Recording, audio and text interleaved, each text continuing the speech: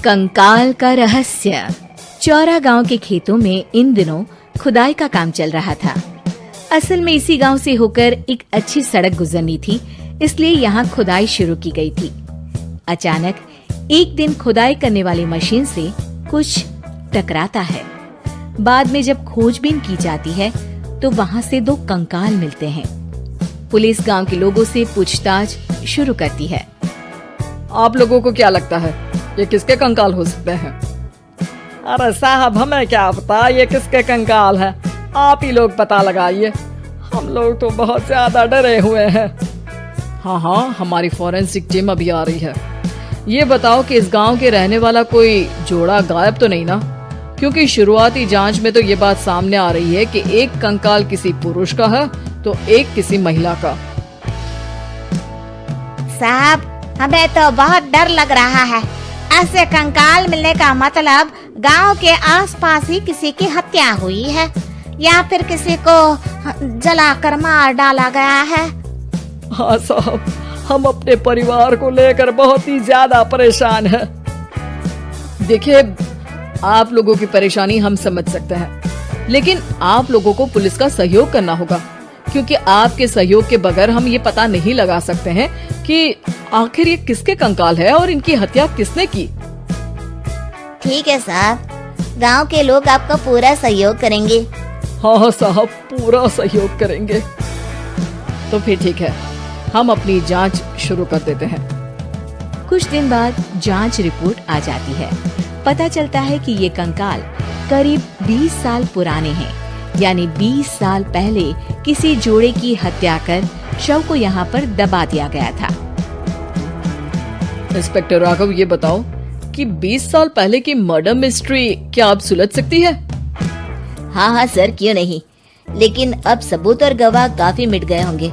मुश्किल तो होगी, लेकिन शायद किसी परिवार को इंसाफ मिल सके। इंस्पेक्टर राघव, आप बिल्कुल सही कह रहे हैं। किसी परिवार को तो इंसाफ मिलेगा ही और किसी को उसके किए की सजा भी मिलेगी। जी सर, मैंने तो जांच शुरू भी कर दी है। 20 साल पहले इस गांव के 2 जोड़े अचानक कहीं गायब हो गए थे। मैंने दोनों ही परिवारों के बाकी के सदस्यों से बातचीत शुरू की तो उन्होंने बताया कि उनके बच्चे शहर गए थे, लेकिन आज तक वापस नहीं लौटे हैं। लेकिन ये दोनों शव किस परिवार के सदस्यों के हैं, ये कैसे पता चल सकेगा? सर, मैंने डीएनए टेस्ट करवा लिया है। आज शाम तक इसकी रिपोर्ट भी आ जाएगी। अच्छा, ठीक है। उसी शाम को सर, डीएनए रिपोर्ट के मुताबिक ये दोनों ही लाशें चौरा गांव के रहने वाले प्रधान सुल्तान सिंह के बेटे और बहू की है। लेकिन इनकी हत्याएं किसने की है, ये कैसे पता लगेगा? इसी का तो पता लगाने की कोशिश में जुटा हूँ सर। आज सुल्तान सिंह से मिलने भी जा रहा हूँ। मेरा बेटा और बहू तो मेरे लिए सिर्फ यादों में ही रह गए थे। हमें उनकी लाशें तक नहीं मिल सकी थी। आज 20 साल बाद उनके कंकाल मिले हैं। मैं अब किसके लिए जीऊं?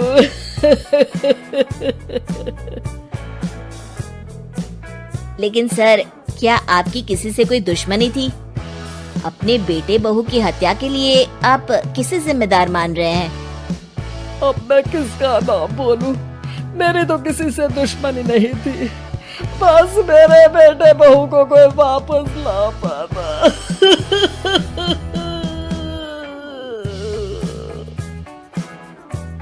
इसके बाद सुल्तान सिंह फूट फूट कर रोना शुरू कर देते हैं। सर, अब आप इनका अंतिम संस्कार करवा सकते हैं। कम से कम इनका शरीर ना सही, इनका कंकाल तो आपको मिला है। लेकिन हाँ, अगर आपको कुछ भी याद आए तो जरूर बताइएगा। मेरी तो बेटा अब उम्र हो गई है, लेकिन मेरे बेटे और बहू के हत्यारों का जरूर पता लगाइएगा, क्योंकि जब तक हत्यारे पकड़े नहीं जाएंगे मेरा मन नहीं मानेगा। सर, हमारी पूरी कोशिश रहेगी हत्यारे को पकड़ने की। लेकिन एक बात बताइए, उस वक्त आपको किस पर शक गया था? उस वक्त मेरे एक ड्राइवर को पकड़ा गया था, लेकिन सबूतों के अभाव में उसे छोड़ दिया गया था। अच्छा, और ड्राइवर पर कैसे शक हुआ था? क्योंकि उस दिन ड्राइवर छुट्टी पर था। उस समय लेकिन लाश क्यों नहीं मिल सकी थी? उस वक्त पुलिस ने बहुत कोशिश की थी, लेकिन दोनों की डेड बॉडी नहीं मिल सकी थी। ठीक है, हमारी तफ्तीश चल रही है, मैं फिर आऊंगा। इसके बाद इंस्पेक्टर वहां से चला जाता है और सुल्तान सिंह अपने बेटे और बहू की याद में खो जाते हैं। कुछ दिन बाद सुल्तान सर, एक बात बताइए, जब आपके बेटे बहू की हत्या हुई थी, उसी के आसपास आपके ही गांव का रहने वाला एक और जोड़ा उसी वक्त गायब हो गया था ना? हाँ सर, अलका और अभिषेक, वो भी मेरे बच्चों जैसे ही थे। तो फिर वो कहाँ है?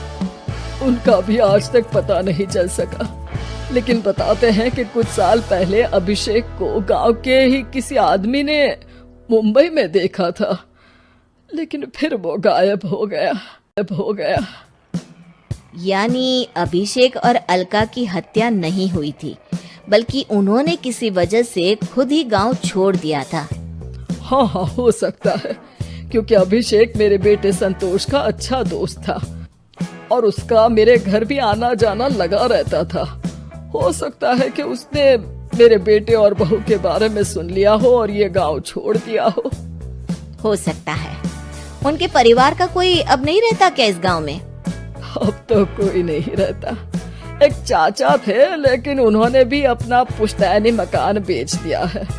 वो भी अब कहीं शहर में ही बस गए हैं।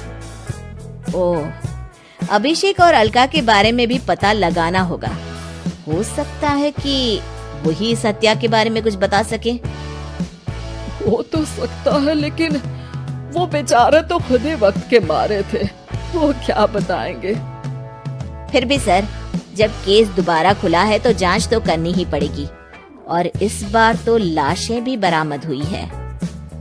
कुछ दिन तक लगातार तफ्तीश चलती रही। एक दिन थाने से सुल्तान सिंह को फोन आता है। हाँ, कौन बोल रहा है? सर, मैं कांस्टेबल तुलाराम बोल रहा हूँ थाने से। आपको थाने आना पड़ेगा। थाने? लेकिन क्यों? सर, किसी की पहचान करवानी है। अच्छा ठीक है, मैं दोपहर तक पहुँचता हूँ। सुल्तान सिंह दोपहर में थाने पहुँचता है। कई पुलिस के अधिकारी वहाँ मौजूद रहते हैं। सर, आपके बेटे की हत्या का रहस्य आज शायद सुलझ जाए। अच्छा इंस्पेक्टर राघव, पर वो कैसे? सर, उस आदमी को देखिए, क्या वही अभिषेक है? सुल्तान सिंह की आंखों में हैरानी से आंसू आ जाते हैं। हाँ सर, यही अभिषेक है। ये आपको कहाँ से मिला? सिर्फ अभिषेक ही नहीं, बल्कि इसकी पत्नी अलका भी इसके साथ है। मैडम, जरा अभिषेक की पत्नी को लाइए। जैसे ही अलका को पेश किया जाता है, सुल्तान सिंह जमीन पर गिर जाते हैं। सुल्तान सर, क्या हुआ आपको? आप अलका को देखकर गिर क्यों गए? सुल्तान सिंह सर पकड़कर बैठ जाते हैं। ये अलका नहीं, बल्कि ये तो मेरी बहू रितु है। पूरा थाना एक दूसरे का मुंह देखने लगता है। क्या? इसके बाद हर किसी को दो कंकाल और हत्या का रहस्य समझ में आ गया। अभिषेक और रितु ने मिलकर संतोष और अलका की हत्या की थी और लाश को जमीन के नीचे दबा दिया था।